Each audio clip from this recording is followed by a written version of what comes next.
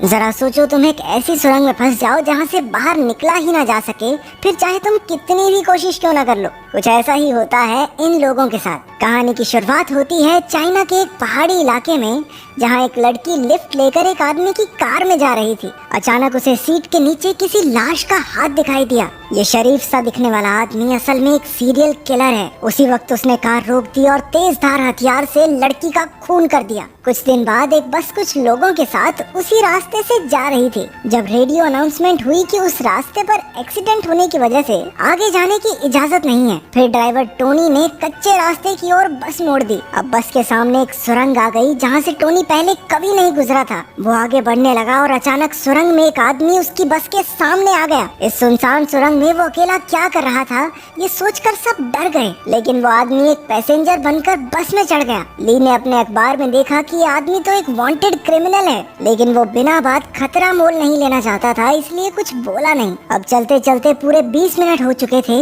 लेकिन बस अब भी सुरंग में ही थी। टोनी जानता था कि देश की सबसे बड़ी सुरंग को पार करने में भी 10 मिनट ही लगते हैं, लेकिन ये सुरंग तो खत्म ही नहीं हो रही थी। आखिरकार सबने वापस मुड़ने का फैसला किया, लेकिन फुल स्पीड में 30 मिनट चलने के बाद भी वो शुरुआत तक पहुंच ही नहीं रहे थे। ये एक अंधेरी सुरंग थी जिसका कोई अंत नहीं था। सब डर कर बस से नीचे उतर गए। अचानक जिंग को अपना फोन जमीन पर पड़ा दिखा, जो उससे गलती से सुरंग की शुरुआत में गिर गया था। अब ये साफ हो चुका था कि ये कोई आम सुरंग नहीं है। ली ने आगे बढ़कर कहा कि उन्हें चलकर बाहर का रास्ता ढूंढना चाहिए, लेकिन घना अंधेरा होने की वजह से वहाँ कोई भी आसानी से गुम हो सकता था, इसलिए जिंग ने उसे अपना ऊन का गोला दिया। ली एक हिस्सा लेकर आगे बढ़ने लगा और दूसरा हिस्सा वांग नाम के एक दूसरे पैसेंजर के पास था। तभी सुरंग वाले अनजान आदमी ने कहा कि वो भी ली के साथ चलेगा। उस आदमी का नाम चियान है। कुछ देर बाद वहाँ धुंध पड़ने लगी और बस के लोगों को दूर से 2 आदमी उनकी तरफ आते दिखाई दिए। सब उनका सामना करने को तैयार थे, लेकिन ये कोई और नहीं बल्कि ली और चियान ही थे। वो सुरंग बिल्कुल सीधी थी, लेकिन फिर भी न जाने कैसे लोग घूमकर एक ही जगह पहुंच जाते थे। अब वो फंस चुके थे, इसलिए ली ने सारी खाने पीने की चीजें सभी लोगों में बांट दी। अब चारों आदमी फिर से रास्ता ढूंढने निकले,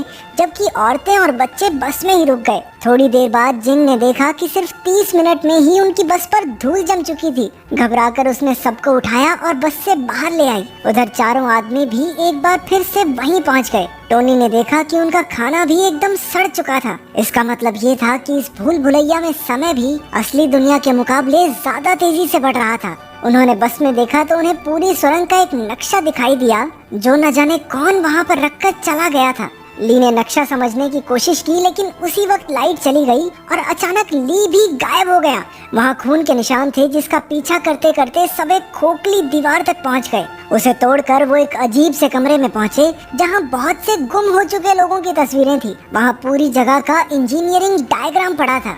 उसके मुताबिक यहाँ कुल मिलाकर 6 सुरंगें थी जो आपस में जुड़ी हुई थी। चियान ने हिसाब लगाया कि बाहर निकलने के लिए उन्हें 6 की 6 सुरंगों को पार करना होगा। उसके मुताबिक इसी कमरे में दूसरी सुरंग का रास्ता मिलेगा। कमरे में उन्हें एक अजीब सा कैलेंडर भी मिला, जिस पर सिर्फ 15 जुलाई की ही डेट थी। चियान ने उसे फाड़ दिया और उसके पीछे एक खुफिया दरवाजा मिला। उनके जाने के बाद कमरे के टीवी में एक औरत दिखाई दी, जो एक छोटी सी गुफा में कैद थी। इसके बाद वो सब दूसरी सुरंग में पहुंचे, जहां उन्हें उसी जगह पर अपनी बस मिली। लेकिन बस को देखकर ऐसे लग रहा था मानो वो महीनों से वहां खड़ी हो। बस में उन्हें अचानक से नूडल्स मिल गए, लेकिन टोनी ने बंदूक की नोक पर खाने पर कब्जा कर लिया। क्योंकि यहाँ पर समय बहुत तेजी से बढ़ रहा था, इसलिए सबको बहुत जल्दी भूख लग गई, जिसकी वजह से वो जानवरों की तरह बर्ताव करने लगे। सैरा नाम की एक पैसेंजर, जो पेशे से एक मॉडल थी, खाने के लिए टोनी के साथ जिस्मानी संबंध बनाने को तैयार हो जाती है। वैंग ने चुपके से एक नूडल्स का पैकेट चुरा लिया, लेकिन टोनी ने उसी वक्त उस पर हमला कर दिया।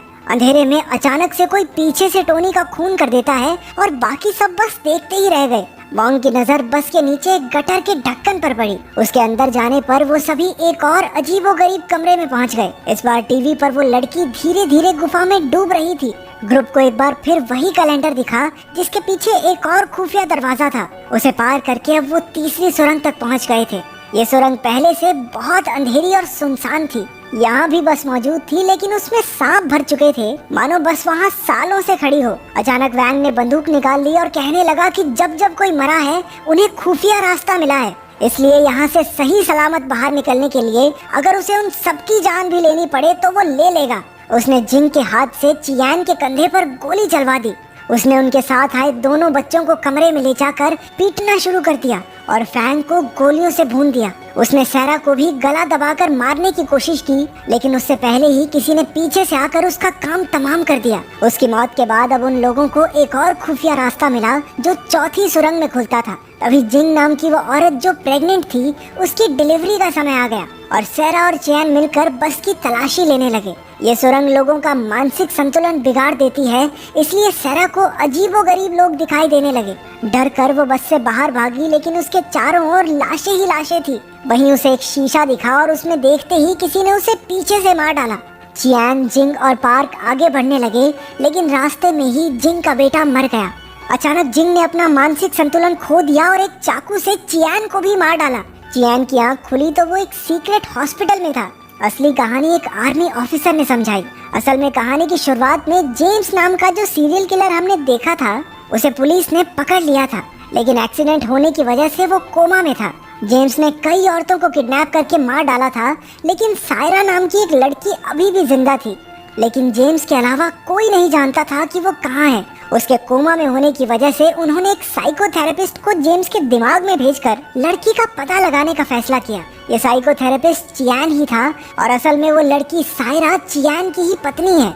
यानी कि अब तक जो कुछ भी हुआ वो सिर्फ जेम्स के दिमाग में चल रहा था, जो हमने चियान की नजरों से देखा। उसे अब तक यही पता चल पाया था कि उसकी पत्नी किसी नदी के आसपास कैद है, लेकिन तेज बारिश की वजह से अगले 36 घंटों में नदी के आसपास की सारी गुफाएं पूरी तरह पानी से भर जाएंगी। चियान ने आर्मी ऑफिसर को उस बार बार दिखने वाली तारीख 15 जुलाई के बारे में बताया। ऑफिसर ने कहा कि इसी दिन जेम्स के माँ बाप की मौत हो गई थी। उसकी माँ का एक ड्राइवर के साथ चक्कर था जिसका पता उसके बाप को चल गया था। उसकी माँ ने अपने पति को मारकर अपनी भी जान दे दी थी। असल में जेम्स खुद एक टनल इंजीनियर है, इसलिए जब वो कोमा में गया तो उसने अपने दिमाग में एक खतरनाक सुरंग बनानी शुरू कर दी, जो उसके दिमाग की तरह ही एक भूल भुलैया थी। चियान का मकसद था सुरंग में जाकर जेम्स को बाहर निकालना, ताकि वो कोमा से बाहर आ जाए। लेकिन उस हत्यारे का दिमाग इतना पेचीदा होगा ये उसने कभी नहीं सोचा था। उसके दिमाग में मौजूद बस में बैठे सभी पैसेंजर्स दरअसल उसकी जिंदगी के अलग अलग पहलू हैं। सबसे अच्छा था ली, जो उसके अंदर मौजूद अच्छाई की एक झलक था। दूसरा टोनी था, जो जेम्स के गुस्से को दिखाता था। वैंग जेम्स के दिमाग में उसके पिता की पर्सनैलिटी थी, क्योंकि जिस तरह वो बाकी सबको मार रहा था, असल जिंदगी में भी वो उसकी माँ को मारा करता था। और सैरा एकदम उसकी माँ के जैसी थी। उसकी माँ भी एक मॉडल थी और असल जिंदगी की तरह उसके दिमाग में भी उसका एक ड्राइवर के साथ अफेयर शुरू हो जाता है। वो प्रेग्नेंट औरत जिंग उसके एक सपने की तरह थी, क्योंकि वो हमेशा से चाहता था कि उसकी माँ बिल्कुल वैसी हो। लेकिन वो भी उसके दिमाग में जेम्स की बुराई को बदल नहीं पाई और मारी गई। आखिर में बचे वो जुड़वा बच्चे जेम्स के बचपन को दर्शाते थे। लेकिन वहाँ कोई और भी मौजूद था जो बस में नहीं था, वो जिसने छुपकर ली, टॉमी और वैंग का कत्ल कर दिया था। अगले दिन चियान एक बार फिर से जेम्स के दिमाग में दाखिल हुआ।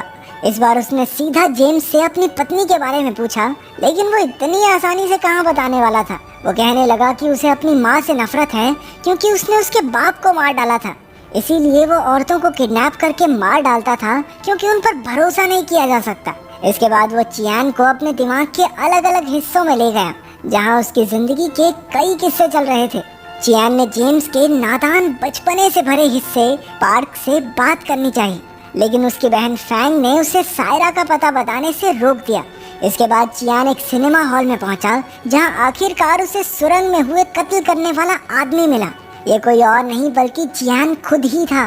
इसका मतलब था कि जेम्स का दिमाग इतना शैतान था कि जो भी उसमें झांकता वो खुद भी एक कातिल की तरह सोचने लगता। शैतान चियान ने बताया कि वो सायरा को बचाना नहीं चाहता, इसीलिए उसने एक एक करके सुरंग में सबका खून कर दिया और नए जन्मे बच्चे को भी मार डाला।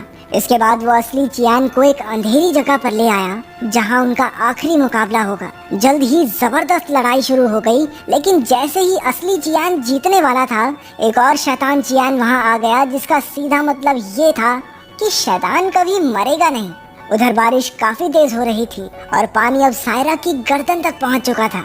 तभी असली चियान के दिमाग में एक आइडिया आया। अगर वो अपनी जान दे दे तो उसके साथ साथ उसकी बुराई भी खुद ब खुद मारी जाएगी।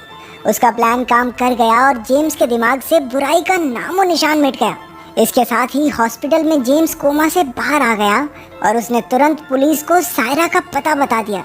आखिरकार सायरा को तो एन मौके पर बचा लिया गया, लेकिन चियान कभी नहीं उठा। वो अब उसी सुरंग में हमेशा के लिए कैद हो चुका है। Doe het voor me, doe het laag. Het is niet moeilijk voor je.